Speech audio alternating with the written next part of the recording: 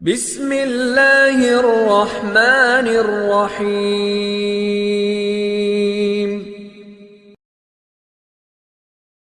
تو جو میں اصل بات عرض کر رہا تھا، جلدی سے اس کی طرف آتا ہوں۔ دیکھو، ہم پیدا کب ہوتے ہیں، یہ کس کی پلاننگ ہے؟ اللہ کی۔ ہماری موت کس کی پلاننگ سے ہے؟ اللہ کی۔ یہ بیچ کا ٹائم اللہ نے ہمیں دیا ہے۔ اس میں اللہ نے حکم دیا کہ بالغ ہونے کے بعد سے لے کر موت تک کا جو تمہیں ٹائم دیا ہے نا، اس کی پلاننگ کس نے کرنی ہے؟ ہم نے کرنی ہے۔ بہت مشکل ہے بات سمجھانا۔ اس کی پلاننگ کس نے کرنی ہے؟ بولو، ہم نے کرنی ہے۔ یہ اگر آپ لائف بغیر پلاننگ کے گزارنا شروع کر دو تو آپ کی مثال ایسے ہوگی جیسے کسی شخص نے نیو ناظم آباد میں گھر لیا اور بغیر پلاننگ کے اس کو بنانا شروع کر دیا، بعد میں پچھتا رہا ہے کہ جہاں واش روم بنانا تھا وہاں میں نے کچن بنا دیا، اور جہاں کچن بنانا تھا وہاں میں نے واش روم بنا دیا، اور اب اس میں چینجنگ نہیں ہو سکتی۔ آپ کی لائف اگر بغیر پلاننگ کے گزرے گی تو وہ برباد ہونے کے علاوہ آپ کو کچھ بھی حاصل نہیں ہوگا، اور اب یہ چینج نہیں ہو سکے گی، کیونکہ جو ٹائم گزر گیا بغیر پلاننگ کے وہ ٹائم آپ کو واپس نہیں مل سکتا۔ تو پہلا تو یہ عزم کرے، جو ٹائم برباد ہونا تھا ہو گیا، وہ تو واپس نہیں آ سکتا نا۔ مثال کے طور پر اس نے بنا دیا، یہ کچن کی جگہ پہ بنا دیا واش روم کی جگہ کچن میں بنا دیا، بیگم سے کہے گا بیگم میرا پیسہ برباد ہو گیا، میرے پاس مزید پیسے نہیں ہیں، اب جو میں آئندہ جو کچھ کروں گا نا وہ پلاننگ سے کروں گا، اب اس کچن کو برداشت کر لو، واش روم کی جگہ آ گیا، یہ برداشت کر لو، اور میرے پاس اس کے علاوہ آپشن نہیں ہے۔ لیکن آپ نے کیا کیا؟ اب جو غلط ہونا تھا ہو گیا، اس کے بعد بھی اب غلط کرتے چلے جا رہے ہیں۔ اب آپ کیا کر رہے ہیں کہ جو ایگزاسٹ لگا رہے ہیں ایسی جگہ جہاں کمرے کو آپ کے روم کی طرف ہوا آتی ہو۔ بھئی اب پلاننگ کا تقاضا یہ ہے کہ ایگزاسٹ لگاؤ ہی نہیں آپ، یا کچھ بھی کرو، لیکن یہ نہیں ہو سکتا۔ تو جو زندگی میری اور آپ کی بغیر پلاننگ کے گزر گئی، اس پہ تو ہمارے پاس توبہ استغفار کے علاوہ اب کوئی راستہ نہیں ہے۔ آپ کہہ سکتے ہیں کہ مفتی صاحب آپ کو کس نے کہا کہ ہم نے زندگی پلاننگ کے بغیر گزاری ہے؟ ہم تو ماشاءاللہ اچھے گھرانے کے تھے، جب ہم بالغ ہوئے تو ہمارے والدین نے پلاننگ کی، اس بچے کو ہم نے ڈاکٹر بنانا ہے، اس بچے کو ہم نے انجینئر بنانا ہے، اس بچے کو ہم نے پائلٹ بنانا ہے، اس بچے کو ہم نے بزنس مین بنانا ہے، اس بچے کو ہم نے یہ بنانا ہے، اور الحمدللہ آج ہم وہ بن چکے ہیں۔ اول تو 99% لوگ ایسے بھی نہیں ہیں ہمارے معاشرے میں، 1% ایسے ہوں گے جن کے والدین نے پلاننگ کی اور انہوں نے بھی پلاننگ کر کے کچھ بن گئے، وہ 99% تو ایسے ہی چل رہے ہیں۔ تو خوب سمجھ لو، پلاننگ کا مطلب صرف پلاننگ نہیں ہے۔ کامیاب پلاننگ یہ ہوتی ہے کہ آپ کوئی بھی تعمیر کھڑی کر رہے ہیں تو اس کا مقصد پہلے آپ سامنے رکھتے ہیں، اس پرپس کو دیکھ کے جب آپ نقشہ بناتے ہیں اس نقشے کو پلاننگ کہا جائے گا۔ مثال کے طور پر آپ نے نیو ناظم آباد میں وائف کو خوش کرنے کے لیے پلاٹ خرید کے اس پہ گھر بنانا شروع کیا، لیکن گھر کی شکل کی جو آپ نے پلاننگ کی وہ کسی پرچون کی دکان کی لگ رہی ہے پلاننگ۔ سمجھ میں آ رہی ہے بات کہ نہیں آ رہی ہے؟ میرے خیال ہے تھک گئے ہیں آپ لوگ۔ آپ نے گھر بنایا پلاننگ سے، بیگم کہہ رہی ہے یہ کیا ہے؟ آپ کے یہ بڑا سا ہال بنا دیا میں نے، بہت بڑا۔ اتنا بڑا ہال بنانے کی ضرورت کیا تھی؟ باقی کمروں کی تو جگہ بچی نہیں۔ آپ کہہ رہے ہیں باقی کمروں کا کیا کرنا ہے، ایک ہال کافی ہے ہمارے لیے۔ وہ کہے گی نہیں مجھے لگتا ہے آپ نے بغیر پلاننگ کے بنایا۔ آپ کہتے ہیں نہیں میں نے پلاننگ کی تھی، میں نے اس کی پلاننگ کی ہے کہ اس میں اگر کہیں بھی کسی کو گودام کی ضرورت پڑتی ہے نا تو سارا مال اس کمرے میں اتارے گا وہ۔ تو پلاننگ تو کی ہے آپ نے یقیناً، لیکن یہ گودام کی پلاننگ ہے، یہ گھر کی پلاننگ بولو نہیں۔ تو میں اور آپ پلاننگ تو کر رہے ہیں فیوچر کی، اول تو بہت سے لوگ کر ہی نہیں رہے۔ ہمارے یہاں تو الحمدللہ کوئی پلاننگ ہوتی نہیں ہے۔ زیادہ تر لوگ جو پلاننگ کر رہے ہیں نا اپنی زندگی کی، ان کو یہی نہیں پتا کہ ہماری زندگی کا مقصد کیا ہے۔ لہذا کوئی پلاننگ کر رہا ہے میں بہت بڑا تاجر بنوں گا, کوئی پلاننگ کر رہا ہے میں بہت بڑا ڈاکٹر بنوں گا, کوئی پلاننگ کر رہا ہے میں بہت بڑا سیاستدان بنوں گا. بھائی یہ جو آپ اپنے پرپس کو سامنے رکھ کے پلاننگ کر رہے ہو نا, تو آپ کا بڑا ڈاکٹر بننے سے مقصد کیا ہے آپ کا؟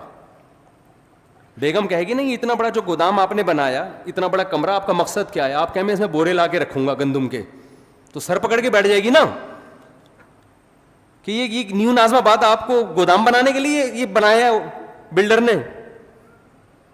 گودام کی الگ جگہ ہوتی ہے بھائی, ٹرک اڈے جاؤ, ٹرک اسٹینڈ جاؤ, وہاں گودام خریدو. تو غلط پلاننگ کو پلاننگ بولو نہیں کہا جاتا. اب میں جلدی سے بات کی طرف آتا ہوں جو میں سمجھانا چاہتا ہوں آپ لوگوں کو. بعض دفعہ بات مختصر ہوتی ہے, اس کی تمہید ذرا لمبی ہو جاتی ہے.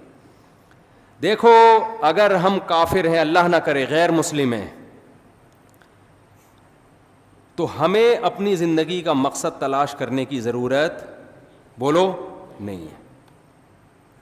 پھر ہم جس چیز کو چاہیں ہدف بنائیں, اس کو سامنے رکھ کر اپنی لائف کی پلاننگ کریں. جیسے انگریز ایک ہدف متعین کرتا ہے مجھے یہ بننا ہے, ان کے ہاں یہ بھی ہدف ہوتا ہے کہ میں نے ماؤنٹ ایوریسٹ کی چوٹی پہ چڑھنا ہے. پوری زندگی کا ان کا ٹارگٹ ہی یہی ہوتا ہے کہ میں نے کیا کرنا ہے, میں نے ماؤنٹ ایوریسٹ کی چوٹی سردیوں میں عبور کرنی ہے.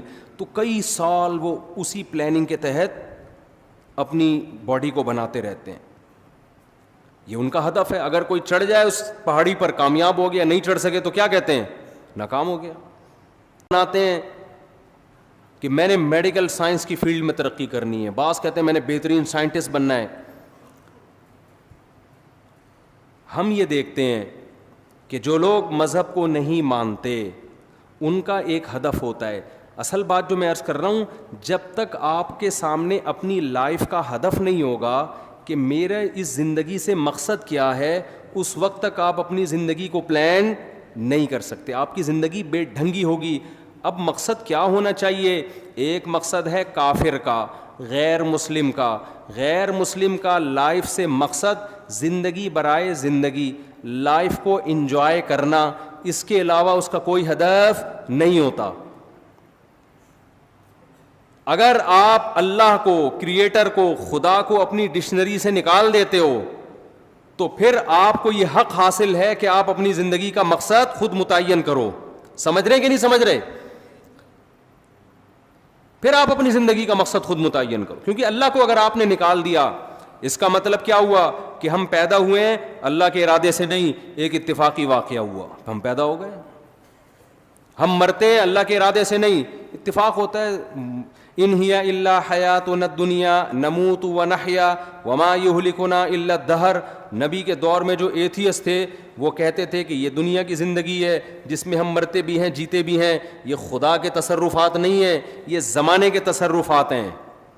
زمانے میں ہوتا ہے موت بھی ہے, زندگی بھی ہے, اور پھل پھول بھی پیدا ہوتے ہیں, کوئی خوشی کی زندگی, کوئی غم کی زندگی. تو اگر میرے اور آپ کا بھی خدا نخواستہ یہ نظریہ ہے تو میرے بھائی ہمیں پھر اپنی زندگی کا ہدف تلاش کرنے کی ضرورت, خدا سے پوچھنے کی ضرورت نہیں ہے. پھر ہماری مرضی ہم جس چیز کو ہدف بنا لیں. کیا خیال ہے, غلط تو نہیں کہہ رہا میں؟ پھر ہماری مرضی, پھر میں خود فیصلہ کروں گا میں نے کیا بننا ہے, پھر میری مرضی. میں کہوں یار میں نے ڈاکٹر بننا ہے, میں نے انجینئر بننا ہے, میں نے سائنٹسٹ بننا ہے, میں نے یہ بننا ہے, میں نے وہ بننا ہے, میں نے کچھ بھی نہیں بننا, میں نے ویسے انجوائے کرنا ہے لائف کو. بعض لوگوں کا یہی ہوتا ہے کچھ بھی نہیں بننا, انجوائے کرنا ہے بس. وہ میں ایک چٹکلا اکثر سناتا ہوں نا, آپ لوگ نئے نازم آباد کے نئے لوگ ہیں. وہ ایک نوجوان جو ہے سمندر کے کنارے لیٹا ہوا اور سگریٹ کے کش لے رہا ہے. ایک بوڑھے میاں گئے, ذرا اسپیڈ میں سنا دیتا ہوں کیونکہ کئی دفعہ لوگ سن چکے ہیں. تو ایک بوڑھے میاں گئے اس نوجوان کو سمجھانے لگے, بیٹا تم اپنا ٹائم ویسٹ کر رہے ہو, کچھ کر کیوں نہیں لیتے؟ اس نے کہا انکل کیا کروں؟ بیٹا میٹرک کر لو. اس نے کہا 10 سال لگیں گے میٹرک میں. پھر کیا کروں؟ بیٹا پھر انٹر کر لینا 2 سال میں. 12 سال ہو گئے جی انکل, پھر کیا کروں؟ پھر بیٹا بی اے کر لینا. اچھا جی بی اے بھی کر لیا, پھر کیا؟ پھر بیٹا ماسٹر کر لینا. انکل 16 سال ہو گئے ماسٹر کر لیا, پھر کیا کروں؟ بیٹا پی ایچ ڈی کر لینا. انکل 18 سال ہو گئے پی ایچ ڈی کر کے کیا کروں گا؟ انکل نے کہا بیٹا پھر تمہیں اچھی جاب ملے گی, پیسے کمانا. انکل پھر کیا کروں؟ بیٹا پھر شادی کرنا, اچھے خاندان میں شادی ہوگی. انکل پھر کیا ہوگا؟ پھر تمہاری اولاد ہوگی. انکل پھر کیا ہوگا؟ وہ نوجوان تجسس میں نا کہ اینڈ کیا ہوگا اس کا. اچھا انکل بچے بھی ہو گئے, اب کیا ہوگا؟ کہہ رہے ہیں لائف کو انجوائے کرنا, مزے اڑانا. تو پھر ابھی کیا کر رہا ہوں میں؟ مزے ہی تو اڑا رہا ہوں. تو بعض لوگوں کا مقصد نہ ڈاکٹر بننا, نہ انجینئر بننا, نہ پائلٹ بننا, ان کا مقصد کیا ہے؟ لائف کو انجوائے کرنا. تو وہ بھی ایک مقصد ہے بھائی. وہ کہہ رہے ہیں بھائی لائف کو ہم انجوائے کرنے کے لیے آئے, انٹرٹینمنٹ. انجوائے کر رہے ہوتے ہیں, گٹکے کھا رہے ہیں, پان کھا رہے ہیں, وہ کہہ رہے ہیں مر جائیں گے نا جلدی, تو کیا ہو گیا؟ ہم مزے اڑا کے جلدی مرنا چاہتے ہیں, اس میں کیا کون سی ٹینشن کی بات ہے؟ ہماری مرضی, ہماری لائف ہے. ہم چرس پی کے مرے, ہم ہیروئن پی کے مرے, ہم مر رہے ہیں نا, آپ کو کیا تکلیف ہے؟ یہ غیر مسلموں کی قسمیں بتا رہا ہوں میں آپ کو. غیر مسلموں میں شراب پی کے مرنے والے بھی, خودکشی کر کے مرنے والے بھی. خودکشی کرنے والے کو آپ یہ نہیں کہہ سکتے کہ یہ حرام ہے, اس پہ گناہ ملتا ہے. وہ کہتا ہے گناہ کیا ہوتا ہے؟ میرا جسم ہے, میری مرضی, میں کھمبے سے چپک کے مروں, میں کھمبے سے لٹک کے مروں. میں جب اس دنیا میں ٹینشن میں ہوں تو ٹینشن ریلیز کرنے کا میرے پاس موت کے علاوہ کوئی راستہ نہیں ہے, تو میں مر رہا ہوں نا, کیا تکلیف ہو رہی ہے؟ تو اگر آپ مذہب کو اپنی زندگی سے نکال دیتے ہیں تو آپ بہت ساری ٹینشنوں سے کیا ہو جاتے ہیں؟ بظاہر آزاد ہو جاتے ہیں. بظاہر آزاد ہوتے ہیں, حقیقت میں تو ٹینشنوں میں عذاب میں پڑ جائیں گے آپ. تو پھر آپ کو ہدف خود بنانے کی اجازت ہے کہ آپ متعین کریں میری لائف ہے, میری مرضی ہے, میں خود فیصلہ کروں گا میں نے فیوچر میں کیا بننا ہے. یہ بھی فیصلہ کروں گا کہ کیا بننا ہے, یہ بھی فیصلہ کروں گا کہ کچھ بننا بھی ہے کہ نہیں بننا, ویسے ہی رہنا ہے. ہم جب چوتھی کلاس میں تھے نا, تو ہماری ٹیچر نے سب بچوں سے پوچھنا شروع کیا کہ کون کیا بنے گا. ایک بچے سے پوچھا, اس نے کہا ڈاکٹر. مجھ سے پوچھا, میں نے کہا پائلٹ. بچوں کو اس وقت پائلٹ بننے کا بہت شوق ہوتا تھا. سب سے وہ پوچھ رہی تھی. ایک لڑکا بڑا شرارتی تھا, اس سے پوچھا بیٹا تم بڑے ہو کر کیا بنو گے؟ کہتا دولہا بنوں گا میں. اس نے کیا کہا؟ اس وقت تو ہم سب کو اس پہ ہنسی آئی, لیکن بات یہ ہے کہ جب آپ نے لوگوں پہ چھوڑ دیا کیا بننا ہے, تو کہہ رہا ہے مجھے سب سے زیادہ مزہ کس میں آئے گا؟ دولہا بننے میں. میں دولہا ہی بنوں گا, میرا ہدف ہی دولہا بننا ہے. اس وقت تو یہ بات ہمیں سمجھ میں نہیں آتی تھی, لیکن جب ہم آج 50 سال کے ایسے لڑکے دیکھ رہے ہیں نا جو دولہا بننے کی خواہش میں ترس رہے ہیں, جو دولہا بن ہی نہیں پا رہے بیچارے اپنی حرکتوں کی وجہ سے, تو پھر مجھے وہ یاد آتا ہے کہ یہ دولہا بھی خوش قسمت لوگ بنتے ہیں. اور خواتین کے ساتھ پیشگی معذرت, بار بار دولہا بننے کی سعادت یہ بہت ہی خوش قسمت لوگوں کو ملتی ہے. اللہ تعالیٰ حفاظت میں رکھے.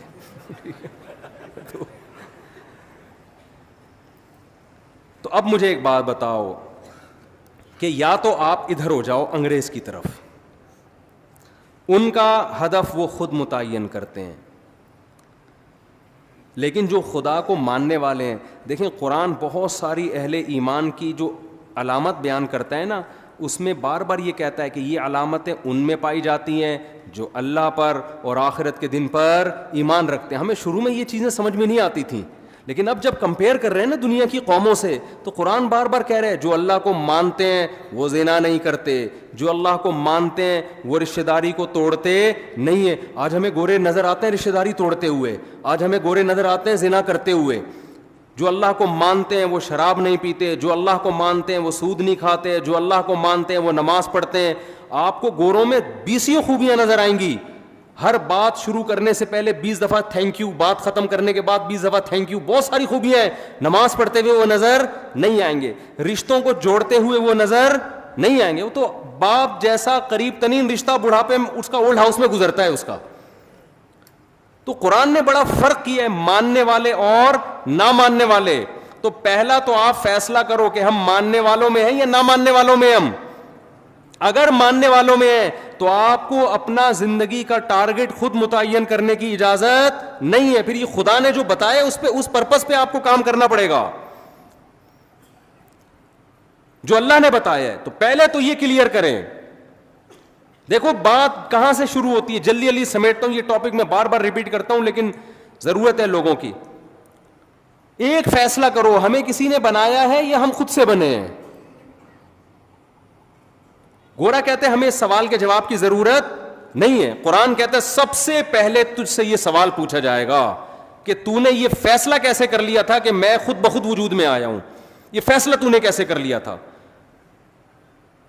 اللہ نے ہمیں آزاد نہیں چھوڑا, ہمیں اپنے رب کے وجود پر, اس کی توحید پر ایمان لانا پڑے گا. یہ آپشنل نہیں ہے. اگر نہیں ایمان لائے, اللہ کہتے ہیں ہمیشہ کے لیے جہنم کی آگ اور اس کے ایندھن بنا دوں گا میں تمہیں.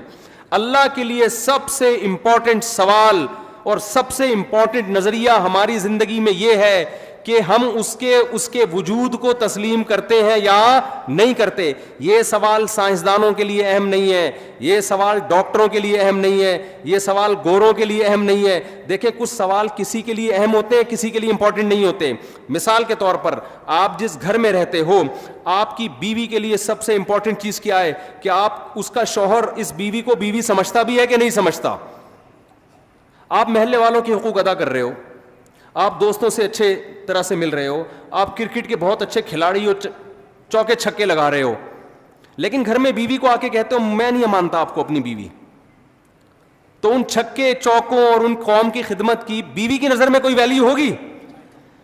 بولو نا. وہ کہے گی میری نظر میں تو 2 ٹکے کا انسان نہیں ہے, میں تیرے گھر رخصت ہو کے آئی ہوں, میرا تیرے سے رشتہ ہے, تو مجھے اپنی مان تو صحیح نا, میرے حقوق تو ادا کر.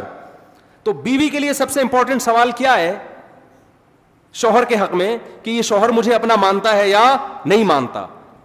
اسی طرح خوب سمجھ لو, شوہر کے لیے جب بیوی کا ایک رشتہ ہے تو اس میں سب سے امپورٹنٹ بیوی کے لیے سوال یہ ہے کہ یہ مجھے اپنا ہسبینڈ مانتی ہے یا بولو نہیں مانتی.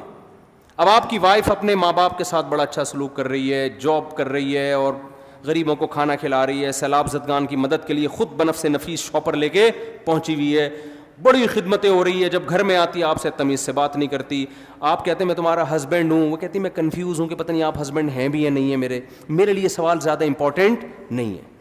آپ نادرا کے سرٹیفکیٹ دکھا رہے ہو, بیگم یہ تو وہی میری تصویر لگی ہوئی ہے, یہ مفتی طارق مسعود سے نکاح پڑھوایا تھا ہم نے, اور یہ دیکھو یہ نادرا میں تمہارے ابا کا نام, یہ میرا نام, یہ پورا پراپر کام ہے, ہمارا نکاح رجسٹرڈ ہے.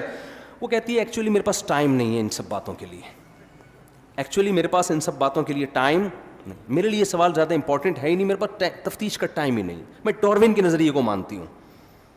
ڈاروین کیا کہتا ہے کہ اتفاق سے وجود میں آ گئے, تو اتفاق سے آپ ہمارے گھر میں آ گئے, دیکھنے میں شوہر لگ رہے ہیں آپ. اب اس تفتیش میں جانا کہ یہ ڈاروین کا نظریہ ٹھیک تھا غلط تھا, میں اتفاقی چیزوں کی قائل ہوں. سائنس سے ثابت کرو کہ تم میرے ہسبینڈ ہو. سائنس سے کوئی ثابت کر سکتا ہے؟ کسی کا باپ بھی ثابت نہیں کر سکتا, کوئی لیبورٹری ٹیسٹ سے کہ یہ اس کا ہسبینڈ ہے, کوئی کر سکتا ہے؟ بولو نا کیا ہو گیا؟ سائنس سے کہاں سے ثابت ہوگا بھائی, یہ تو گواہوں سے ثابت ہوگا. گواہ کہیں گے آپ کے نہیں, میں سائنس کا اسٹوڈنٹ ہوں, میں سائنس کے بغیر نہیں مانتا. نیوٹن کا کوئی قانون پیش کرو کہ وسیم میرا شوہر ہے, تو ہم کیا کہیں گے؟ سائنس کو غلط جگہ فٹ کر رہی ہے بھائی تو. یہی سوال نا آج کل کے لبرل لوگ کہتے ہیں سائنس سے خدا کا وجود ثابت کرو. اول تو سائنس سے بھی ہوتا ہے, لیکن ایک مثال دے رہا ہوں. اتنے ثبوت اللہ نے اپنے وجود کے دے دیے, اتنے مضبوط ڈاکومنٹس پکڑا دیے, اتنے ایک ایک چیز اس کائنات میں خدا کے وجود کی گواہی دے رہی ہے کہ یہ چیزیں خود بخود نہیں بن سکتی. اور گورا کیا کہتا ہے؟ میرے لیے یہ سوال امپورٹنٹ نہیں ہے کہ ہمیں کوئی بنانے والا ہے یا نہیں ہے. تو گورے کے لیے امپورٹنٹ نہیں ہے, میرے اور آپ کے لیے امپورٹنٹ نہیں ہے. جس خدا نے بنایا اس کے لیے سب سے امپورٹنٹ کوشچن کیا ہے کہ تم میرے وجود کو مانتے ہو یا نہیں مانتے. میں 2-3 اور مثالیں دوں.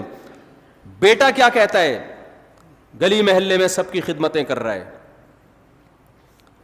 سیلاب زدگان کی مدد کے لیے پہنچا ہوا ہے, بڑی زبردست تقریریں کر رہا ہے. گھر میں جب ابا کہتے ہیں بیٹا مجھے پانی پلا دے, مجھ سے گھٹنے میرے خراب ہو گئے, مجھ سے چلا نہیں جاتا, وہ کہہ رہے بھائی میں آپ کو کیوں پانی پلاؤں, ہر انسان کو اپنا کام خود کرنا چاہیے. کہیں بیٹا میں تمہارا باپ ہوں. اب وہ کنفیوز ہے بیٹا, ابا آپ یہ نہیں, آپ میرے والد ہیں, وسیم بھائی آپ میرے کیا ہیں؟ ابا ہی کہہ دیا تو پھر تو مسئلہ ہی ختم ہو گیا نا. تو باپ کو غصہ آئے گا, بیٹا تو مجھے باپ نہیں مانتا. بیٹا کہہ رہا ہے ابا اصل میں نے اسٹڈی اور سائنسی ترقی میں اتنا ٹائم لگایا ہے نا کہ مجھے اس سوال کے جواب کی فرصت ہی نہیں ملی کہ آپ میرے ابا ہیں یا اس تحقیق کی میرے پاس ٹائم, میں اصل میں بڑے بڑے کارنامے کر رہا ہوں. میں ابھی ایک میرا خلائی سیارہ چاند پہ پہنچنے والا ہے اور اگلا سفر میرا مریخ کی طرف, ویزا آ گیا مریخ سے میرا. یہی ہوتا ہے نا آج کل لوگوں نے سائنسدانوں کو اپنا باپ بنا لیا ہے. کہ یار گورا اتنی ترقی کر رہا ہے, گورا اتنی بہت کر رہا ہے, بھائی اس کو مانو, کر رہا ہے, ہم اس کے منکر نہیں ہیں. خدا کے لیے یہ ترقی امپورٹنٹ بولو نہیں ہے. خدا کہتا ہے یہ امپورٹنٹ ہے, لیکن پہلے کچھ اور سوال ہے, اس کے بعد امپورٹنٹ ہے. بیٹا کتنی ترقی کرے, محلے والے اس کو کندھے پہ اٹھا کے گھوم رہے ہوں, باپ کے ساتھ اگر وہ کہتا ہے میں کنفیوز ہوں کہ آپ میرے ابا بھی ہیں یا نہیں ہے, ابا کہے گا مجھے سب سے امپورٹنٹ سوال میری زندگی میں میرے لیے یہ ہے کہ تو مجھے مانتا ہے یا نہیں مانتا. جب تک اس کی تحقیق نہیں کر دیتا اس گھر میں تجھے گھسنے کی اجازت نہیں ہے. فوراً سزا دے کے نکالے گا, جائیداد سے آگ کرے گا اس کو. اب بیٹا بڑا لبرل تھا نا, وہ یونیورسٹی کا پڑھا ہوا, کہہ رہا ہے یار ابا غیر ذریعے وسیم صاحب, ابا تو نہیں کہہ رہا نا, غلطی سے نکل رہا ہے, یہ جو وسیم صاحب ہیں یہ ایک غیر ضروری سوال جو انسانیت کے لیے اتنا امپورٹنٹ سوال نہیں ہے. کیا ہو گیا اگر میں نے تفتیش نہیں کی, تحقیق نہیں کی, میں سیلاب زدگان کی مدد تو کر رہا ہوں نا, میں سائنس میں ترقی تو کر رہا ہوں نا. یہ ساری تقریر سے عوام متاثر ہوگی, باپ جس کا گھر ہے وہ متاثر بولو نہیں ہوگا, وہ نہیں متاثر ہوگا. تو یاد رکھو جو کریٹر ہے نا, جس نے ہمیں بنایا ہے, کاش یہ بات ہماری کھوپڑیوں میں بیٹھ جائے. آج اس ایجوکیشن نے ہمیں خدا کے قریب لانے کے بجائے خدا سے دور کر. ہم ایجوکیشن کے خلاف نہیں ہیں, خوب سمجھ لو, جتنی ایجوکیشن مسلمانوں میں ہے اس سے ڈبل کی ضرورت ہے, لیکن کچھ کانسیپٹ آپ کو کلیئر کرنا ضروری ہے. تو خدا کے لیے, ہمارے بنانے والے کے لیے ہماری زندگی میں سب سے امپورٹنٹ سوال کیا ہے کہ تم مجھے مانتے ہو یا نہیں مانتے. اللہ کہتے ہیں فیصلہ کرو میری نشانیوں میں غور کر کے, میں نے اتنے ڈاکومنٹس رکھ دیے ہیں کہ تمہیں مجھے ماننا پڑے گا. نو کا آپشن میں نے کیا کر دیا ہے,